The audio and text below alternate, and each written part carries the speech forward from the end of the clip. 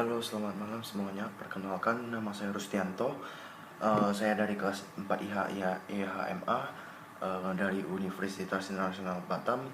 Di sini saya akan menjelaskan beberapa tahap dalam persidangan hukum acara peradilan agama.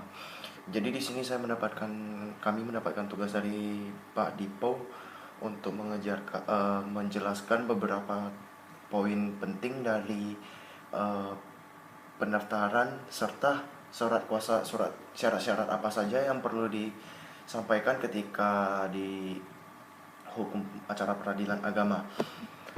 Uh, yang pertama akan saya jelaskan prosedur prosedur prosedur pendaftaran perkara dalam hukum acara peradilan agama. Nah, yang kita lihat yang pertama-tama adalah pihak berperkara itu datang ke pengadilan dengan membawa surat gugatan atau pemohon. Jadi dari yang berperkara itu membawakan surat-surat gugatannya atau pemohon bahwa hal tersebut ingin didaftarkan di pengadilan negeri peradilan agama.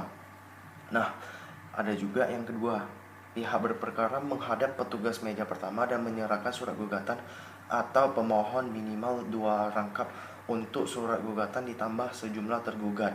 Yang ketiga, petugas meja pertama dapat memberikan penjelasan yang dianggap perlu berkenaan dengan perkara yang diajukan dan menaksir panjar biaya perkara yang kemudian ditulis dalam surat kuasa untuk membayar.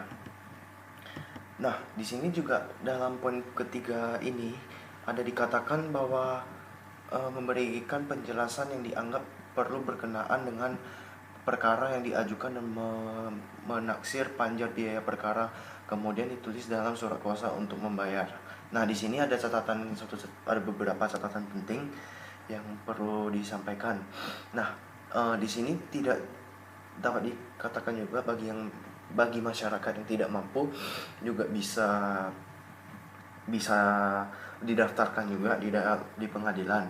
Nah, di sini catatannya sebagai berikut. Bagi yang tidak mampu dapat diizinkan berperkara secara periode atau cuma-cuma. Ketidakmampuan tersebut dibuktikan dengan melampirkan surat keterangan dari lurah ataupun kepala desa yang dilegalisir oleh camat.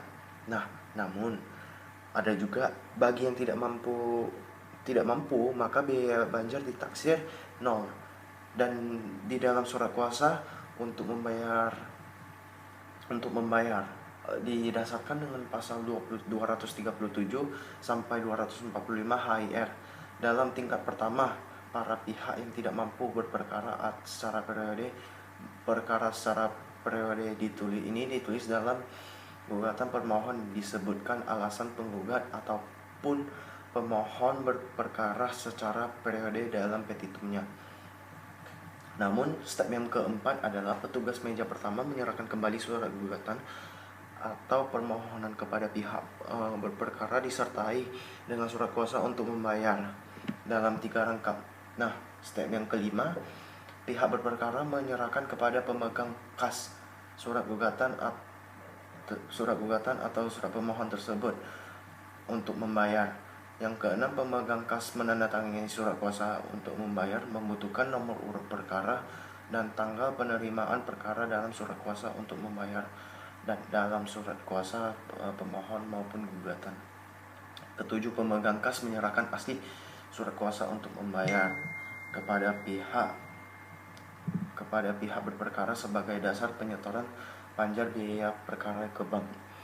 Nah, namun ada yang ke-8, pihak berperkara kedatangan loket dan mengisi slip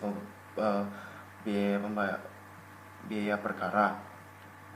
Pengisian tersebut dalam slip sesuai dengan surat kuasa membayar seperti nomor urut beserta biayaan penyetoran. Kemudian pihak berperkara menyerahkan slip bank yang telah diisi dan menyetorkan bukti menyetorkan uang ke bank tersebut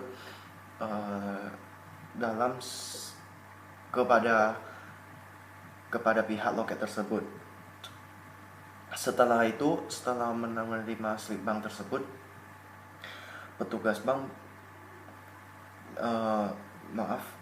pihak berperkara menunjukkan slip bank tersebut dan menyerahkan surat kuasa untuk membayar kepada pemegang kas. Yang ke-10, pemegang kas meneliti ke bank menyerahkan kembali kepada pihak berperkara.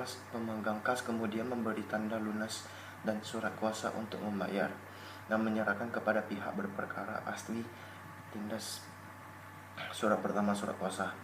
Nah, yang ke-11 adalah pihak berperkara menyerahkan kepada meja kedua surat gugatan atau sebanyak jumlah tergugat jumlah 2 rangkap tindasan pertama surat kuasa untuk membayar. Yang ke-12, petugas meja kedua mendaftar atau mencatat gugatan tersebut dalam penggugat, namun didaftarkan kepada nomor pendaftaran. Ke-13, petugas meja kedua menyerahkan kembali 2 rangkap pemohon kepada register yang berperkara. Namun di sini pendaftaran telah selesai. Namun di sini kemudian saya akan menjelaskan syarat-syarat istilahnya tahapan proses perkara atau standard operating procedure. Jadi istilahnya prosedur-prosedur apa saja yang perlu dilengkapi ketika kita ingin mendaftarkan sebuah perkara. Nah, yang pertama-tama adalah pihak berperkara datang ke pengadilan agama sumber dengan membawa surat gugatan atau pemohon, ya belangko gugatan maupun belangko permohonan. Pihak berperkara menghadap petugas pertama dan menyerahkan surat gugatan atau permohon minimal 6 rangkap akta nikah yang telah ditempeli materai dan cap pos dan fotokopi KTP untuk perkara perceraian. Petugas meja pertama dapat memberikan penjelasan yang dianggap perlu berkenaan dengan perkara yang diajukan, menaksir panjat biaya perkara yang kemudian ditulis dalam surat kuasa untuk membayar.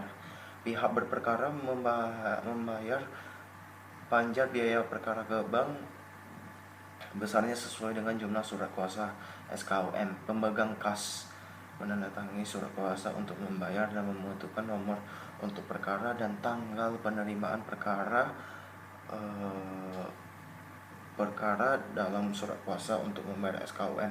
Kemudian menyerahkan tindasan surat pertama untuk membayar yang telah dicap lunas dan surat gugatan tersebut kepada pihak yang berperkara. Tahapan penanganan perkara di persidangan. Nah, di sini ada banyak tahapan penanganan perkara juga. Salah satunya adalah upaya perdamaian, pembacaan surat gugatan penggugat, jawaban tergugat, replik tergugat, duplik tergugat, pembuktian, kesimpulan para pihak, musyawarah majelis hakim, putusan hakim. Di sini adalah tahapan-tahapan penanganan perkara di persidangan persidangan peradilan agama. Jadi hal tersebut dapat dikatakan bahwa dalam proses persidangan peradilan agama di pengadilan agama, di sana ada banyak proses yang dapat kita lihat. Ada upayanya perdamaian, jawab dan istilahnya replik dan duplik, dan pembacaan sanksi yang akan diterima oleh penggugat maupun tergugat. Namun di sini bagaimana perkara yang telah didaftarkan? Nah, perkara yang telah didaftarkan selanjutnya tinggal menunggu istilahnya seperti di pengadilan negeri. Jika kita telah didaftarkan, kita hanya cukup di tempat atau di mana saja. Jadi tinggal mendapat panggilan dari sidang maupun dari jurusita. Pemanggilan oleh jurusita itu kepada pemohon, penggugat maupun tergugat. Jadi dari hal itu akan diinfokan, misalnya perkara tersebut telah di-approve atau diterima, maka di hari -3 itu akan istilahnya ditelepon kepada pihak pemohon maupun termohon untuk mengkonfirmasi bahwa hal tersebut telah di approve, istilahnya telah diterima oleh persidangan. Jadi inti dari tersebut adalah H-3 akan dipanggil oleh persidangan. Jika jika para pihak tidak dipanggil, istilahnya dipanggil tetapi tidak ditemukan alamatnya, maka panggilan tersebut akan melewati kepada desa ataupun lurah yang pihak bertempat tinggal. Jika para pihak sudah dipanggil dan datang ke pengadilan agama, segera mendaftarkan diri di piket meja, informasi tersedia dan tinggal menunggu antrian sidang. Para pihak yang sedang menunggu giliran di ruangan khusus tersebut dapat dapat menonton televisi atau lebih santai di sana.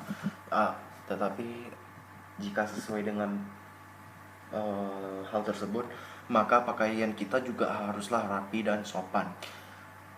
Sekian penjelasan dari saya. Mohon maaf bila ada kesalahan.